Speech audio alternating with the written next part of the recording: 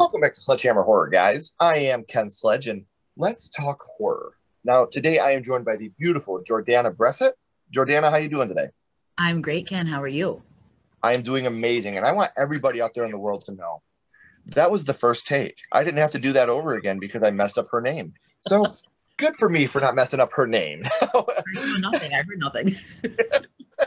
Now, before we actually get started on why you're here, Jordana, I would like the people that don't know you to get to know you for a little bit. You are the creator and host of the Pretty Killed podcast. What gave you the idea to get started, and what made you want to start doing a podcast? So I've loved horror since I was a little kid. And I felt like I've always had this like passion to talk to people about horror. Like I'd find myself nights out at bars, just talking to people, and it'd always come back to horror. So after the pandemic, I felt like that's when people needed like the most connection, because I felt like it was such a sad, like weird time. So I was like, I'm going to do a podcast. Mind you, I had no idea what goes into a podcast at all. I just thought it was talking and, and not being rude to anyone who does it, but there's a lot that goes into it. So I started the page, and then I started that in December, and actually in June is when I dropped my first episode. So I kind of got to get like a good solid following before I dropped the podcast. So. And you're right. It's funny the amount of people that, a podcast, you just go talk. Or, like the amount of research that we do alone, to know what the hell we're talking about so we don't look stupid when we're on here.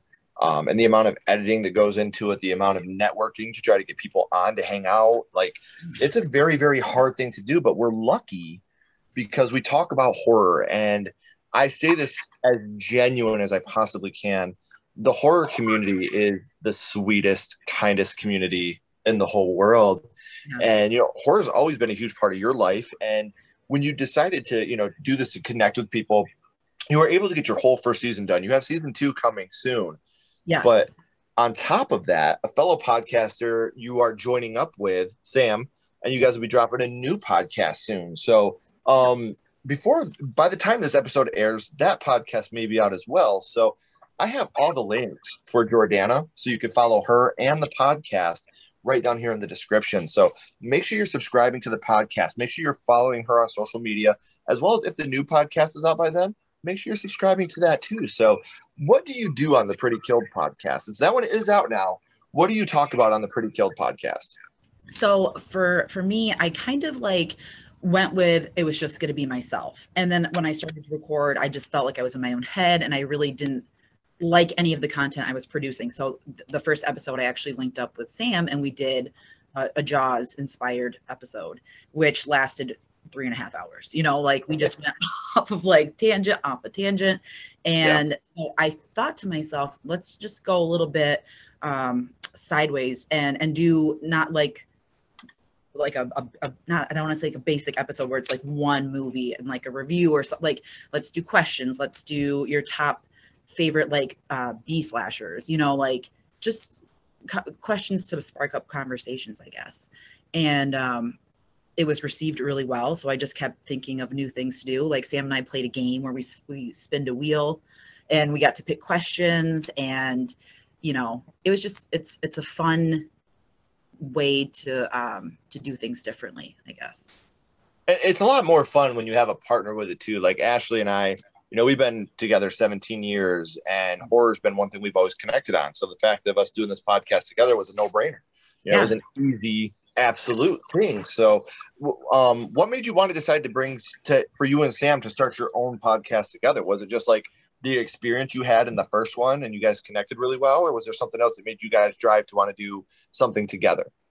Well, Sam and I have really good chemistry, and off the first episode, it was just really easy to talk to him. I mean, all the guests that I've had on it's been really simple and easy, like you're talking with a friend. But Sam, with his podcast, it was kind of not sizzling out, but he just, there wasn't much going into it. So he he thought of it, I thought of it, and then we kind of just like talked about it, and we decided that that would be awesome to connect and do it. Like, we're just gonna collab. We're gonna say for like a season and see how it works. You know, it could just be a project, or maybe this could be something big. So, I guess we'll see. I'm super excited. We're gonna be recording this weekend. So then it should be out by the time that this episode airs. So when that does come out, make sure you send it to me so I can put it in the description and you guys can check it out. You'll be able to hear it before I can at this point. So I'm very excited for you guys to check it out and see what goes into this. And now, in order, Jordana, for you to do a horror podcast, horror had to start for you somewhere. So now I would like to go back to the past and talk about how horror started for you, your first horror movie. And Jordana, your first horror movie was? When a Stranger Calls. What a great start to your horror life. Yeah. Still to this day, one of the most impactful horror movies, I feel like, of all time. Do you remember about how old you were the first time you had seen it?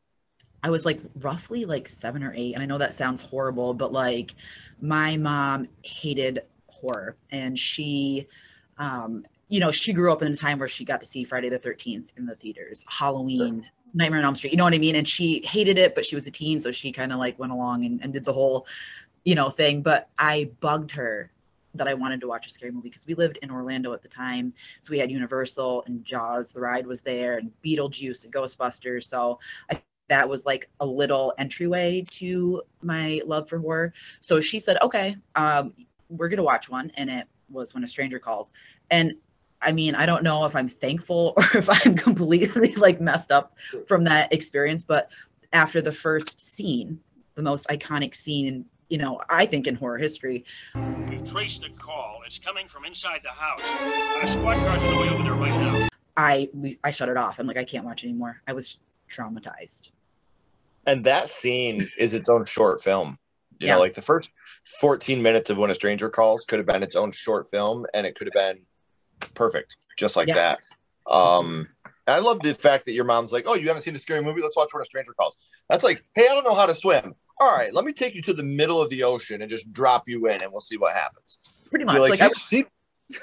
I would appreciate like Jason or something that's not real compared to like this babysitter who gets stalked and their kids get chopped up and popsicles are put on them. Like I'm just sitting in front of like the old box TV, and I was just like, what is going on? And I don't know what it was about that movie. I feel like the shots, like the cinematography, the music was so impactful. Oh yeah.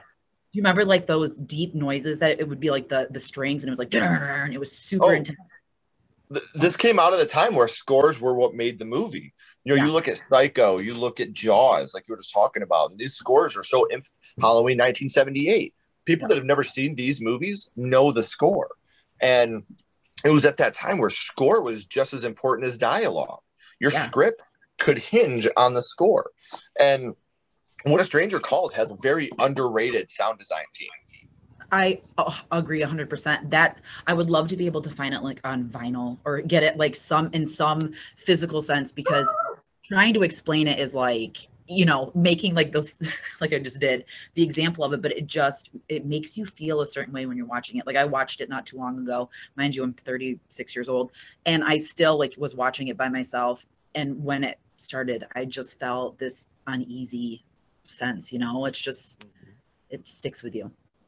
Well, as a kid, you're watching it from the perspective of the kids, and now as adults, we're watching it from the perspective of an adult. And those are two completely different feelings that you're going to have watching a movie like this. So I think I know the answer, but I got to ask you, which scene was it from When a Stranger Calls that affected you the most? So, I mean, the whole beginning, like of just, Carol Kane screaming and watching her face from like the long panned out view. But when you finally realize that the call is coming from inside the house, and it just, it's so loud and it zooms in on her face. And then I'll never forget when they panned up the stairs and that creak, that, and out you just see the silhouette of him. And I was just like, oh, like it was so intense. And I would sleep in my bed and I'd open my eyes and I would, think that I saw it out of the corner. You know what I mean? Like it's just, it's that mind the mind game and the realness of it. So that scene stuck with me. And this movie has one of probably the most iconic lines of all time. Have you checked the children? Oh my goodness. And even like after when and forgive me, I'm blanking right now. Who's the cop when she opens the door? He's like super famous and I can't think of his name. It's been so long. I know, like she opens the door and it's just his face and it stops. And then you hear the dialogue of the police like saying how he did it and the children were dead for like hours and there was melted like popsicles on them. And just, you know, like hearing the description of it. And that's when I was done. I'm just like, okay, this is not for me. And my mom afterwards, you know, told me she used to babysit and she went and saw that. And she said that, you know, after watching it, she didn't want to babysit anymore. I get it. Yeah, I'd be the same way. And right now in Hollywood, you know, requels, remakes, sequels is kind of all the rage. You know, they did do a When a Stranger Calls remake. Have you seen the remake? And if so, what are your feelings on it? I have seen it, and it's been quite a bit of time, you know, since I've seen it, but it really didn't do it for me. It didn't have the same effect. It didn't change it to a degree where I thought it was taking a different spin on it. I just think it was, I don't know. I wasn't a big fan. And usually I like remakes, but that one wasn't for me. Me being 100% transparent, as always, I haven't seen it.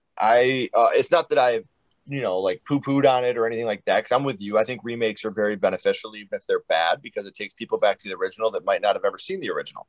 Exactly. But I've just never got around to watching it. I'm open to the opportunity to watch it, but you know, it's just never presented. I've never had the option. I'm not going to go buy it. You know, like if it's on, I'll check it out eventually. But if you get the chance, watch it. And like, I'd love to hear your perspective on it because, you know, I've contemplated going back and rewatching it just to see if maybe my opinion has changed since I watched it. Because I think I was like a teenager when I did. But I just think the modern technology doesn't go well with it because it was just like for instance, The Exorcist. Like I know a lot of people are talking about David Gordon Green doing, you know, the remake for The Exorcist, but I just think that that's like a period piece that should not be remade. Well, from what I've heard, it's not an actual remake. It's like a requel, like Halloween 2018. Like they're going in the future, and it's still in the same universe as the first Exorcist. Oh, so like Ellen Bernstein has just said that she's coming back, and so from what I understand, they're giving it the Halloween 2018 treatment, where it's the same timeline. They're just doing a direct sequel that ignores The Exorcist 2. Thank God, the worst movie ever made. The Exorcist 2, I have an unnatural hate for, and I usually don't. I've always said that if you're making art, I hope that somebody appreciates it. I hope somebody loves it, even if that person's not me. Yes. Not The Exorcist 2. Fuck that movie. I hate that movie so much. I like 3. For a couple different. Oh, and that's what I was going to say, for a couple different reasons. One, I watched it and it wasn't a very good movie, which bummed me out. And two, I didn't watch The Exorcist 3 for such a long time because of how bad The Exorcist 2 was. Mm-hmm. So then I finally watched The Exorcist 3, and it was so damn good that it made me hate The Exorcist 2 even more. Like, I think The Exorcist is the scariest movie ever made. Still, as a 37-year-old man, it's the scariest movie ever made. Yep. The Exorcist 2 is the worst movie ever made. And The Exorcist 3 is the best movie in that franchise. I think The Exorcist 3 is a gem. I think I think of it like I think of Psycho 2. Like, it's so good, but it's overshadowed by how great the first one was that people don't give it the chance. And Psycho 2, Exorcist 3, these are two movies that are just fantastic films that don't get the credit they deserve because of how great the first one was. I totally agree. So when it comes to your first horror movie being When a Stranger Calls, I know you said that you shut it off after, you know, the iconic opening. How long did it take you to go back and revisit the film? I think I was like in my younger teens because I was the girl in high school, middle school that would have the sleepovers and we were allowed to watch the rated R movies. And, you know, we'd go down to the movie store and we would, you know, back in my day, we had to look at the VHS tapes and see which cover looked the most gruesome, you know, like the appeal of the cover. So that was our YouTube. Yeah. And our YouTube was walking up and down the aisles looking at cover art. Yeah. And the cover art is just so amazing. And, you know, there was a lot that I just stayed clear of, but rented that. Sleepaway Camp, I think, was in the mix. And Sleepaway Camp, I had no idea what I was getting myself into. That was traumatizing as well. But I think it was like early teens, and I still was just as scared as I was when I was a kid, because it's like The Strangers. It could happen. Just the way it was done, it was just impeccable. It's great. Yeah. Well, and we know that When a Stranger Calls is your first horror movie, and I love talking to you about your first horror movie. But now I want to throw a little bit of a curveball here at you for a second. My buddy Ghostface is here, and he has a question for you. What's your favorite scary movie, Jordana? What is your favorite horror movie of all time? Oh my goodness. So my favorite is definitely Halloween 1978. And it's always a close tie with Jaws, because Jaws is just so special to me, but like Halloween is just chef's kiss. It's amazing. I love it. We will agree to disagree here. I mean, like, I have a mad respect for Halloween 1978. I think that, Psycho and Black Christmas started the slasher genre, but I think that Halloween, they perfected it. When people think of a slasher, they think of Halloween. You have the perfect mix of your hero and your villain. You have, a good story. You have some good kills. It's just boring to me. I don't know. But again, I grew up, I lived in a video store. My parents owned a video store growing up. And I was surrounded. I was watching Child's Play and Friday the 13th and Nightmare on Elm Street. I had never seen Halloween. It never appealed to me. Yeah. And then I went and watched it, and I was like, I'm used to, Jason shooting people with what's that called? Harpoon. Yeah. And then I see Freddy, coming to people in their dreams and welcome to prime time, bitch, and shoving heads into TVs. Welcome to prime time, bitch. And Chucky putting eyeballs into someone's head through a machine. And I see Michael stabbing people. I've had this discussion with a lot of people with the new trilogy out, like the newer Halloweens, and a lot of people, it's boring. And I can totally respect that. I understand that, but it was just something about the way that Michael was the boogeyman. He was the shape, and the way Carpenter did the shots, and you didn't even see him and you were terrified of him. And for some people, I know a lot of people, grew up with Freddy and Jason, but for me, just his white mask and the shots of him by the car when Lori was in school, when I was younger, that scared the shit out of me. And now it's just like a love and appreciation for it. And, my kid, she loves it. She went as Michael 2 years ago. So it's cool to share that, you know what I mean? But Well, and where I will agree with you, now as a 37-year-old man, I think that of the big three that we grew up with, our universal monsters, so to speak, of Freddy, Michael, Jason, Michael is probably the scariest because it's just a guy. It's just your next door neighbor. You even have the shot of her taking his mask off in the OG, and you see him step out, and he's just a guy, and he's your neighbor that just snapped. So I do, like I said, I do have a big love, a big appreciation, a big respect for Halloween. I wouldn't have a lot of my favorite movies if Halloween didn't exist, and to say otherwise is silly, completely silly. That movie started, a whole revolution, a whole genre that is still so impeccable today. And like I said, I personally feel Black Christmas and Psycho were the OG slashers. Absolutely. But that doesn't mean that, Halloween didn't do it better to some people. There's the Ramones and the Sex Pistols. They started punk rock. People are going to say Rancid did it better. That's just how it is. It doesn't matter who started it. It just matters who did it the most impactful. And I feel like Halloween, even though I'm not a huge fan of the franchise, it's impossible to deny the impact it had. We just got another Halloween movie this last year. That's how impactful it is. I know the longevity of it is just awesome, that it can be passed down and it can be interpreted, in different ways. And there's all, of course, it's the most, insane timelines, because you don't know if it's the Thorn, if it's, Jamie, if it's, the new one. But I think it's cool that you can take that and make it and mold it your own, because I loved H18 when it came out. It just, that did something for me, because it was just awesome to see it in a newer perspective and a different story in a sense, kind of finalizing it. So, right. And again, I'm just such an advocate for horror being so big right now. I just think it's I loved Halloween 2018. Like, I want to make that known. Like, there are movies in this franchise I very much enjoy. My wife's favorite franchise is Halloween. So I've watched these movies repeatedly. I love Season of the Witch. Yes. I loved 18. I loved Kills. I'm a huge fan of H2O. Yes. I'm going to be really blasphemous here. I like Resurrection. I think that I know a lot of people hate Halloween Resurrection and it's like the bastard son, but at least I'm entertained when I watch that movie. I laugh. I have such a good time with Halloween Resurrection. But then you get like Halloween 6, and I think that's dog shit. Like, I think that movie's complete dog shit. Like, if I want to see Paul Rudd going for 2 hours straight, I mean, sure, that's your movie. But to me, every franchise to me, though, even I'm a huge fan of Friday the 13th. Yeah. Jason Takes Manhattan's complete dog shit. I got no problem saying that. Right. Huge fan of Nightmare on Elm Street. The Dream Child is one of the worst movies I've ever seen in my entire life. Yeah. You know, so I mean, I think that with the exception of 3 franchises, I think that the best 3 horror, and again, guys, just my opinion, I feel like the best 3 horror franchises are Evil Dead, Child's Play, which is my personal favorite, and Scream.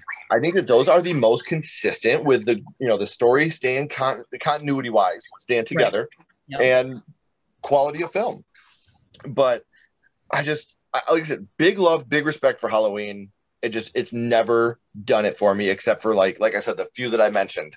Love 3, love H2O, like Resurrection, love 2018. 2018 has one of my favorite moments in cinema history when she's at the bottom of the stairs and she's like, I can't do it. And then he walks back out. She's like, gotcha. She shoots him. Our whole, like, we wouldn't see it opening night because, like I said, Ashley's a huge Halloween fan. Yeah. And our whole theater just erupted with cheers and applause at that moment. Like, such a great moment with Karen is just one of my favorites in all of cinema. And even in Halloween Kills, where she's like, you want your mask? Come and get it. Like, I love Karen. Like, her character is so good. Like, I know. That's funny. We went opening night too, and just when I was like, my nerves. We went and had like a couple beers beforehand, and I was just like so excited. And when he's screaming at him, and he's like, "Say something!" and then the music dropped on. The whole theater was packed too. Everyone started screaming, and I was like mildly emotional. I'm like, "Oh my god, this is so amazing!" And it was just, I loved 18. I thought it had the elements of the first one, but a little bit more like in your face. I'm so glad that he didn't say something. I was so scared. Like, it's funny because, like, and again, like, I don't want to go too off on a Halloween tangent, but I wanted to get up and walk out of Halloween 2018. When Dr. Sartain put the mask on and stood up in front of the car, I was fucking pissed. I was like, this is stupid. This is bullshit. We're leaving. Ashley's like, sit down. We're already halfway through. Let's just finish it. I'm glad she did. But that moment to me was so fucking ridiculous. And again, I'm a huge advocate for that movie. I love Halloween 2018, but that moment got me so irrationally angry in that moment that I just wanted to leave. I was like, there's no way they're doing this right now. What the hell are we doing? Same. And I'm like, if they're going to do that route, I was pissed. Because when that shot, when it's like slow-mo, like horrible slow-mo, and he stands up in front of the car, I was like, are you kidding me? Like, this is cheeseball. And then the end kind of like redeemed itself with the whole, like, through the house and the mannequins and their like little standoff. That was cool. But I mean, I feel you there. That was a little bit, there was a lot in the newer franchise. There was a lot of like cringy moments for me. Like transparent, since we're being transparent, I hated ends just because I feel like we got completely robbed of what was supposed to be the end of this saga. And they can say whatever they want. They can, and I'm not trying to be, I'm such a huge, if you like it, I'm not going to dog it. Like, I would never say, this or that about it. But I think unless it's The Exorcist 2. Unless, yes, that's the only one. But this was such a, the bait and switch. Like, this is the end, and Lori, Jamie Lee Curtis with her commercials, and then we get what we got. And you know what's funny too? I'm a huge H3 fan as well.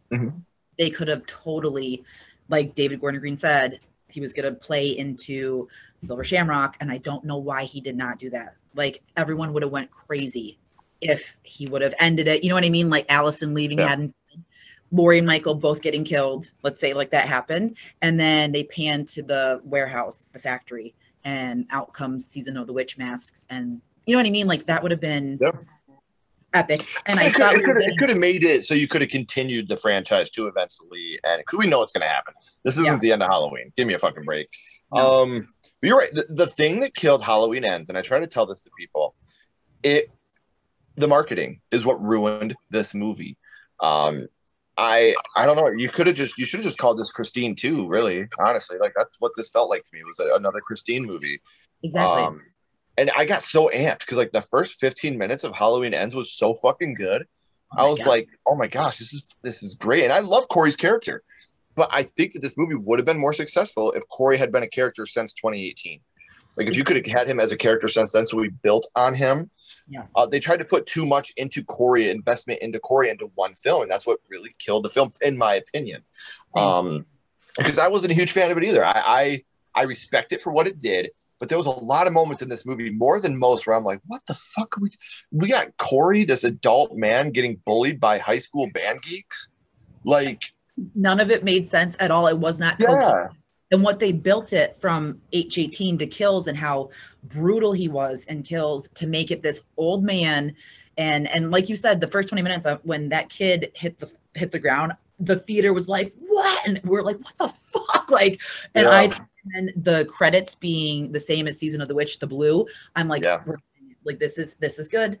And then as it progressed and it was like the Allison Corey love story and just odd interactions and scenes, I'm like, what is this? And by the end, the theater was quiet. When the movie ended, no one said a word, and then people stood up and they were just kind of like this look on their face. I think everyone was just kind of, what did we just watch?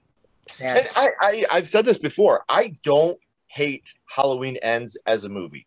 I don't. It's a well-made movie. It has a lot of what the fuck moments, but I hate it as the end of this trilogy. If it would have been its own movie, I think I might have liked it a lot more. Yeah. Maybe in a couple years, once the marketing is wore off and I can go back into it with a fresh mind, maybe I'll enjoy it a little more. But like you said, you go from Kills to some kid on a dirt bike throwing Michael down in the sewer and taking his mask and running away and then getting beat up by band geeks. Like there was just so much of this movie where I'm looking at my wife, who is the biggest Halloween fan I know. Mm-hmm. And she just has this look of fucking disdain on her face. Like, baby, what are we doing here? And I'm like, I've been telling you this since fucking 1978. I don't know what you're surprised about. This shit sucks. No, I'm just kidding. But, I got my wife who is now disappointed, which pisses me off because more than anything, I wanted her to have her closure on the Laurie Mike, 40 years in the making. And then it's them for the last 10 minutes of the movie. And it's like, this is what their fight in 2018 was better than their fight in Ends. It was. And then epic battle. Why did Karen die? Why did anyone die if it was going to be like this? It doesn't make any sense. They killed all the OG characters in Kills. They left, what's her name? Lindsay for a 2-second scene in the bar. Like, are you fucking me? Like her chase scene in Kills was, I thought it was amazing. Like I loved that whole scene where she was trying to get away from him. Like hiding down by the river. Yes. Like I love that. And I was hoping that we would get more, like I thought she'd be in the last scene. Like nothing. It's just I hate going off on a tangent and I get it because like I said, I will revisit this eventually in the future. I just have no desire to right now, and hopefully I will like it in the future. I really hope I do, but it was a big disappointment for me to check it out. But before I let you go, I always end this with the same question, Jordana. We're going to bounce back to When a Stranger Calls, and what we're going to do is rank this movie on a skull count. Now, we're not ranking this movie on acting, production, score, nothing like that. What we're doing, and I think I know the answer because you shut the movie halfway off, but I got to ask because my script says so. We're going to judge this movie strictly on how much it affected you on your first viewing. So 0 skulls being not effective, 5 being extremely effective. You can use half and quarter skulls anywhere in the middle. Jordana, what would your ranking of When a Stranger Calls be? So from just the part that I've watched when I first initially watched it, I'm gonna rank that a fucking 5 because that literally traumatized me, but it also in a weird way it just amped up my wanting more. So I'm very thankful for When a Stranger Calls, but again, very traumatized. And if you had to shut it off after the first act, I think that's a pretty safe bet that it was 5. You know what I mean? Like, it's pretty safe to say. Now, guys, we are at the end of the 3rd act. The credits are about to roll. Curtain's about to drop. But before that happens, there's some social media links and a podcast link or 2 down here in the description that need your love and attention. So make sure you're following Jordana on social media. Make sure you're subscribing to the podcast. You can stay up to date on everything that she's doing with both podcasts in the future. Jordana, please don't go anywhere. I got a couple more questions for you. Everybody else, as always, keep talking horror, stay what you are, and we'll see you guys soon.